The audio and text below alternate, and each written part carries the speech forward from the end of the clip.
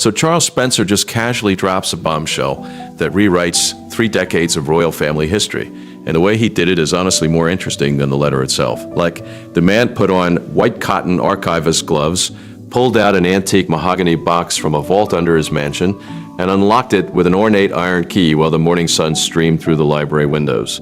That's not a press release. That's theater. And the timing? 3 weeks before Princess Diana died in Paris, she sat down at her desk in Kensington Palace and wrote a letter to Princess Anne that nobody knew existed until now. The public has been told for 30 years that these two women were basically rivals who couldn't stand each other. The media painted Diana as the emotional fashion icon and Anne as the no-nonsense workhorse who supposedly rolled her eyes at all the drama. Turns out that was completely wrong, and what's wild is that the palace probably knew it the whole time. Before we get into this, if you're new here on Crown Watch, hit subscribe real quick so you don't miss updates when stories like this break. Okay, so let's talk about what's actually in this letter, because the details are way more specific than vague emotional complaints. Diana wasn't just venting about feeling isolated. She had gotten her hands on an internal palace document 2 days before writing this letter, and that document outlined a plan to reduce her security detail as a way to pressure her into giving up her independent media work. She called it an administrative trap.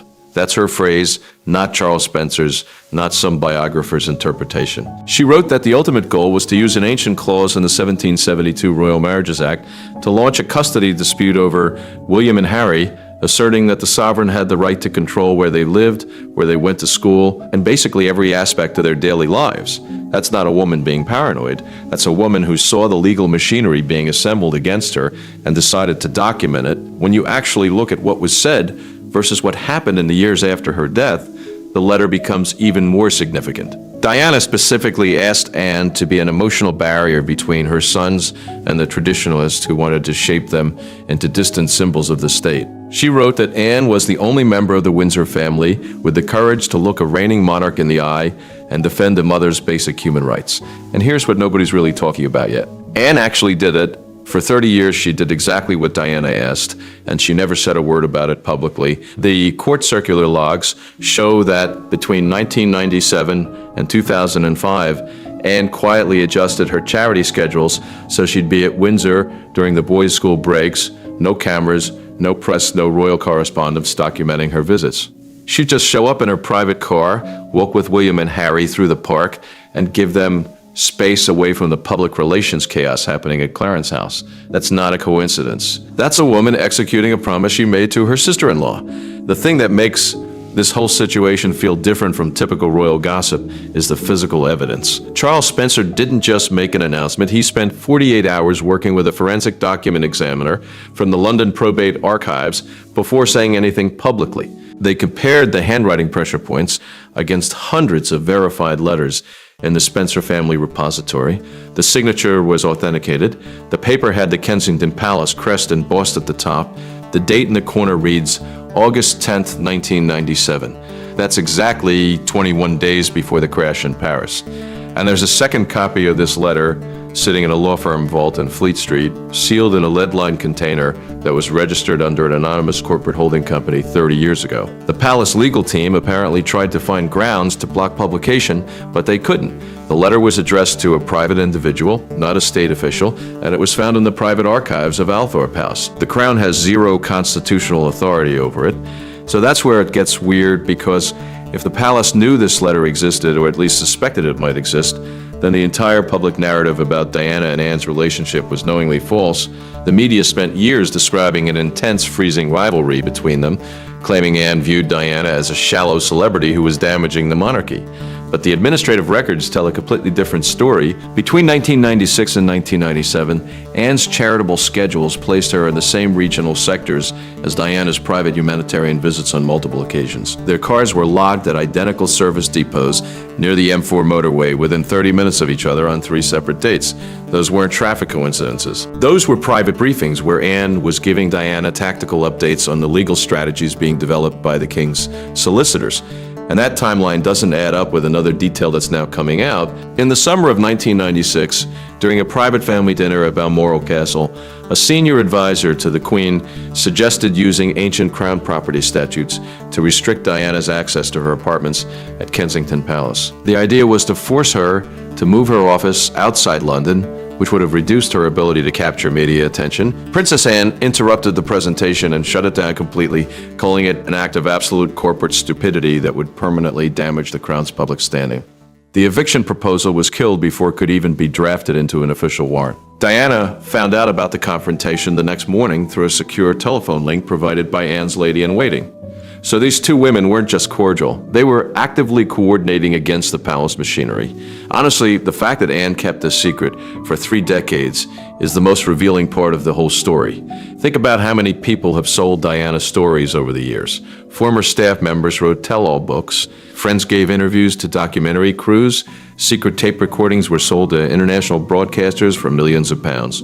Through every single wave of public obsession, Anne gave 0 interviews. She authorized 0 press statements. She kept her copy of the letter locked in a fireproof military-grade combination safe at Gatcombe Park, hidden beneath equestrian breeding logs and family land titles. When the palace archivist requested a comprehensive audit of her private correspondence files ahead of the King's Jubilee events, she rejected the request instantly. She told them her safe contained personal family correspondence entirely separate from the state's administrative workflow, and she refused to hand over the keys. The palace legal department apparently realized they had no grounds to force the daughter of Queen Elizabeth to surrender her private papers without creating a damaging internal court battle. So the letter stayed locked away until Charles Spencer traveled to Gloucestershire by private car to brief Anne on what he'd found at Althorp. He told her his legal team had verified the original manuscript and that he believed the public interest required publication to correct the false historical narrative. Anne listened in complete silence, leaning on her roll-top desk, and then gave her quiet endorsement. She recognized that with the Althorp copy fully authenticated, any attempt to hide the duplicate would look like a desperate palace cover-up.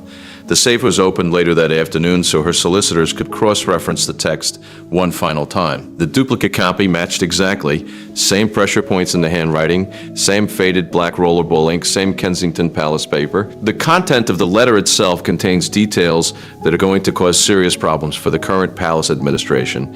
Diana referenced a secret personal repository containing over 200 original letters and diary entries from her school days and early marriage. She wrote that she had hidden this repository entirely outside the palace infrastructure, completely separate from the royal archives at Windsor Castle.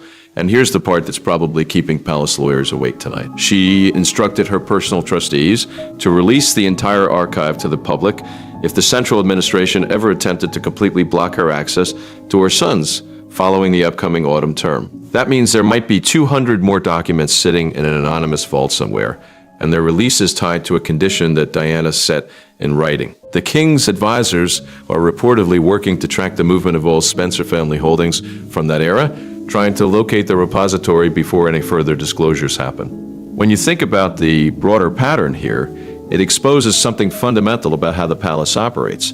For decades, the public relations machinery worked systematically to frame the royal friction of the 1990s as a simple tragic breakdown of a private marriage. Millions of pounds from the sovereign grant went into projecting an image of modern streamlined continuity. The goal was to make the current reign look stable and unified, but the revelation of a hidden alliance between Diana and Anne completely dismantles that corporate narrative. It proves that the deepest trust within the court belonged to the traditional guard rather than the central hierarchy. Anne, who the media portrayed as cold and distant, was actually the one Diana trusted most. The old administrative guard, who supposedly represented stability and order, was actively working to isolate and pressure the mother of the future king. The palace communications department apparently went into complete chaos on Thursday morning when the news broke.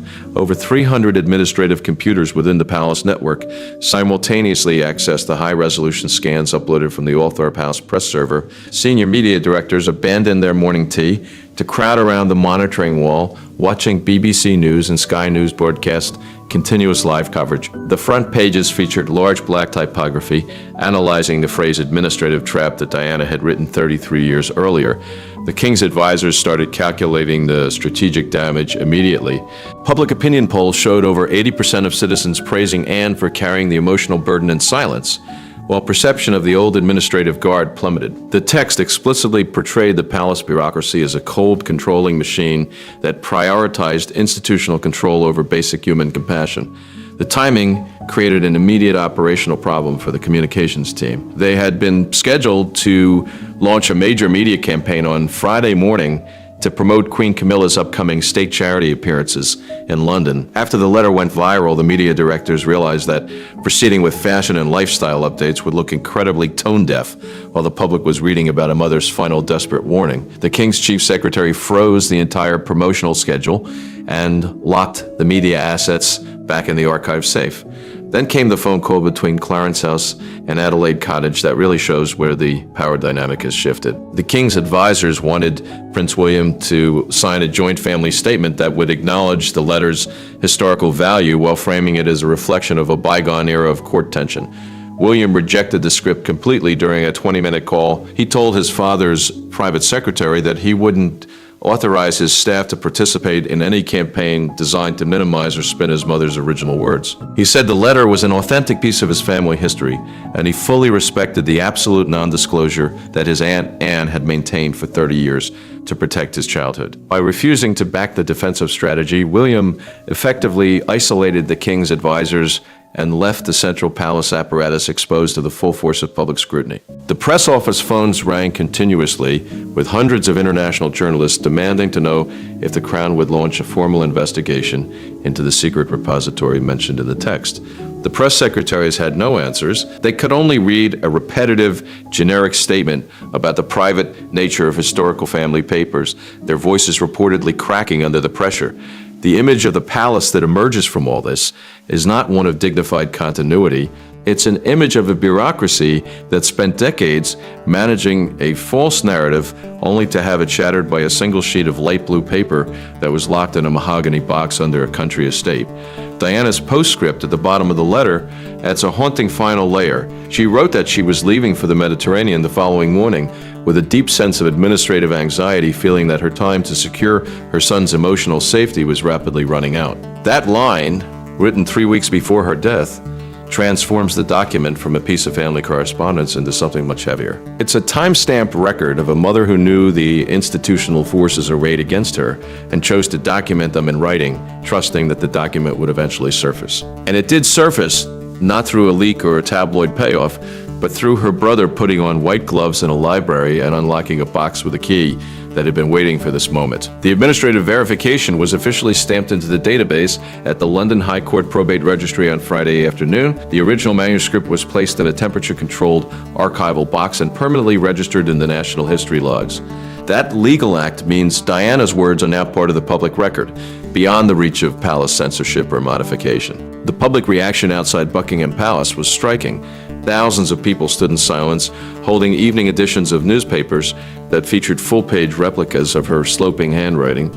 Polls showed over 90% of respondents expressing gratitude for Anne's protection of the young princes. The country didn't react with political anger so much as a shared moment of reflection, as if everyone was collectively recalibrating their understanding of what actually happened behind those palace walls. What emerges from the letter and the 30 years of silence that followed is a story about two women who the world assumed were enemies, but who were actually operating as allies against a system that wanted to control them both. Diana needed someone inside the institution who couldn't be bullied or sidelined. Anne was that person. She had spent her entire career fighting against traditional expectations, refusing to let the press dictate her public profile, rejecting image consultants, and running her office with fierce independence that frequently annoyed the central hierarchy. When Diana's marriage dissolved and her aristocratic friends withdrew their invitations to avoid offending the future king, Anne was the only senior Windsor who refused to participate in the isolation campaign. She didn't make speeches about it. She didn't leak to the press. She just kept showing up, kept providing information, and kept her promise for 3 decades.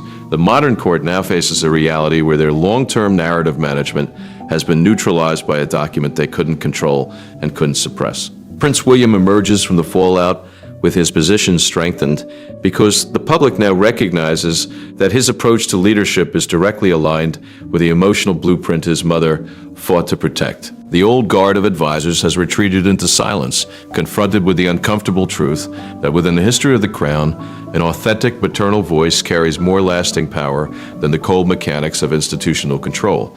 A mahogany box in a Northamptonshire library just did what 30 years of palace public relations couldn't do. It told the truth, and the truth is that when the system turned against Princess Diana, her most trusted protector was the hardest working royal of them all. And that's the detail that keeps coming back to me as I sit with this story. Anne never broke her word. In an institution where loyalty is constantly tested against political convenience, where alliances shift with every change in public sentiment, Anne remained absolutely steadfast. She didn't do it for recognition. She didn't do it for legacy. She did it because a mother asked her to protect her children, and she understood the weight of that request in a way that the palace machinery simply couldn't comprehend. The letter reveals that Diana knew exactly what she was doing when she chose Anne. She wrote that Anne possessed a quality increasingly rare within the family, which she described as moral courage unconnected to public approval ratings. That phrase alone reframes everything we thought we knew about the internal dynamics of the Windsor family during its most turbulent modern period. There's something deeply moving about the physical details of how Anne preserved the secret. The fireproof safe at Gatcombe Park wasn't some sterile institutional storage unit. It was tucked behind her personal study, surrounded by the ordinary clutter of her rural life. Equestrian ribbons hung on the wall nearby. Weather reports for upcoming horse trials were pinned to a corkboard. The letter sat beneath decades of breeding logs, as if she had deliberately buried it within the most mundane aspects of her daily existence, knowing that nobody would think to look there for a document of such explosive historical significance. When the safe was finally opened for the cross-referencing, Anne's solicitors noted that the envelope containing the letter was still sealed with the original wax stamp Diana had used. Anne had never even reopened it after the initial reading. She had read it once, understood the mission, and locked it away, carrying the weight of its contents in her memory alone for 3 decades. The implications for the historical record are staggering. Every biography written about the royal family during the late 1990s will now need to be reassessed. Every documentary that portrayed Anne as cold or dismissive toward Diana will require a footnote acknowledging that the opposite was true. The entire framework that historians have used to understand the internal court dynamics of that era has been built on a foundation of assumptions that this single letter has now demolished. Academic presses are already scrambling to commission revised analyses. Documentary producers who spent years compiling interviews with former palace staff are now realizing that their sources either didn't know the truth or actively concealed it. The historical revision that's coming won't be a gentle adjustment. It will be a fundamental restructuring of how we understand power, loyalty, and resistance within the modern monarchy. And then there's the question that nobody in the palace wants to answer publicly, but everyone is asking privately. Who else knew? If Anne was operating as Diana's inside source on legal strategies, she couldn't have done it entirely alone. Someone in the Queen's private office must have suspected. Someone in the legal department must have noticed the pattern of canceled eviction proposals and blocked administrative maneuvers. The fact that nobody ever leaked this information, that nobody ever sold the story to a tabloid for a quick fortune, suggests that Anne had built a network of silent allies within the institution. People who recognized that what was happening to Diana was wrong and who chose to quietly support Anne's resistance rather than expose it. The full scope of that network may never be known, but its existence changes how we should think about the palace as an institution. It wasn't a monolith of cold bureaucratic control. It contained pockets of genuine human decency operating in the shadows. Charles Spencer's decision to release the letter now, after 30 years, raises its own set of questions. He's been the guardian of his sister's legacy since her death, and he's faced criticism over the years for being too protective, too combative, too unwilling to let the past rest.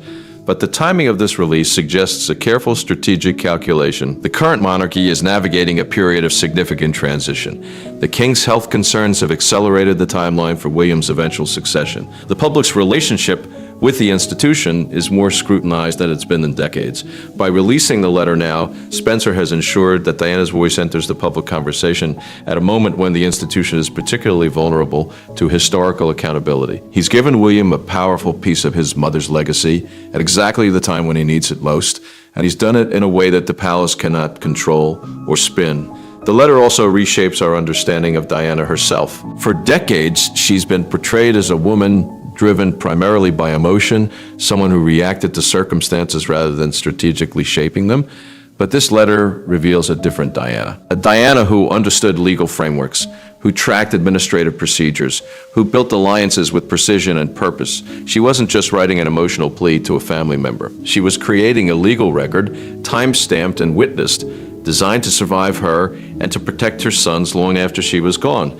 The phrase administrative trap isn't the language of someone who's simply upset. It's the language of someone who has analyzed the institutional mechanics arrayed against her and is documenting them with clinical precision. This was a woman who, in the final weeks of her life, was fighting a sophisticated institutional battle using every tool available to her, and she chose Anne as her most trusted ally in that fight. The silence from certain quarters of the palace has been deafening. While the communications department scrambles to manage the public fallout, several senior figures who were active during the 1990s have declined all requests for comment. Their offices released statements about respecting the privacy of historical family matters, but the refusal to engage directly with the letter's contents speaks volumes. If the letter were inaccurate, if it were the product of misunderstanding or exaggeration, the palace would have moved quickly to correct the record. The fact that they haven't challenged its authenticity or its contents suggests that they know it's true, and they know that any attempt to dispute it would only invite further scrutiny of documents and records they'd prefer to keep sealed. The public's response has been remarkable in its consistency. Across social media platforms, across newspaper comment sections, across radio call-in shows, the dominant sentiment is gratitude. Gratitude toward Anne for her silent decades of protection. Gratitude toward Charles Spencer for preserving and releasing his sister's words. Gratitude toward Diana for having the foresight to document what was happening. There's anger too, of course, directed at the bureaucratic machinery that tried to isolate and control her. But the anger isn't the primary emotion. The primary emotion is something closer to vindication. For 30 years, millions of people who admired Diana felt that the official narrative didn't capture the full truth of her experience. This letter validates that instinct. It confirms that what they suspected was true. The system really was working against her, and the people she trusted most were the ones the media told them she was fighting. As the days pass, and the initial shock begins to settle into historical reassessment, the letter will likely trigger a cascade of further revelations. Other documents will be re-examined, other witnesses will come forward. The 200 additional letters and diary entries that Diana referenced may eventually surface, adding further depth and complexity to the historical record. But even if nothing else emerges, this single document has already accomplished something profound. It has restored the truth of a relationship that the world misunderstood for 3 decades. It has revealed Anne as the quiet hero of this story, a woman whose loyalty was so absolute that she carried a secret through 30 years of public scrutiny without ever once seeking credit for it. And it has given William and Harry a final message from their mother, a message that confirms what they've always known. She fought for them until the very end, and she chose her allies with wisdom and precision. The mahogany box is empty now, its contents transferred to the National Archive, but the truth it contained will continue to reshape our understanding of the royal family for generations to come.